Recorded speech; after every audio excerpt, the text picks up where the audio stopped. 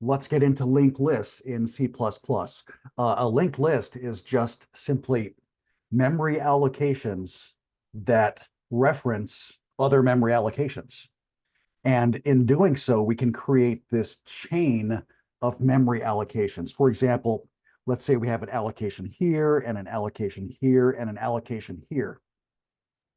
Well, we can link these together by simply creating references to where the next one is. And it makes it easy knowing that C++ pointers do this exact job for us.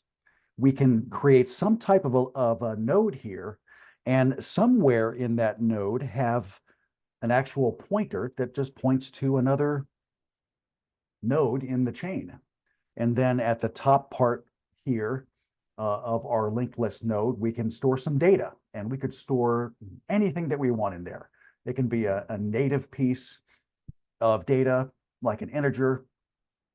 It could be a structure. It could be an object.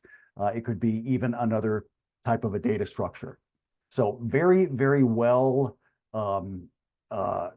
used and very, very functional. And let's get into how we'll do this for coding in C++. What are so great about linked lists is that they can grow and shrink. We don't have to declare their size at compile time. At runtime, we can simply grow them if we need, and that memory is allocated on from the heap.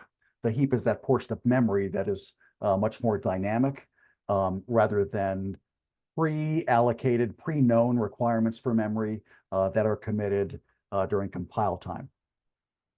So if we have, let's say, this structure here of a linked list, and these nodes are just pointing to the next one, and let's make this last one just kind of point to the ground because there's no node after it. Then, well, inserting a node is going to be just quite easy. There's our new node, and then let's have it point to that one. And the only change that we have to make now is, well, let's reroute this one to point over here. And now that chain is intact. Similarly, if we had this linked list and decided we just want to go ahead and delete this element right here, and I don't know why my Apple Pencil's freaking out, we can do that. The linked list normally, it is shaped like this. And to delete that node, we can just simply reroute this node's pointer right here and tell it to go around this one and now point to that. And then we can just delete this piece of memory in our code.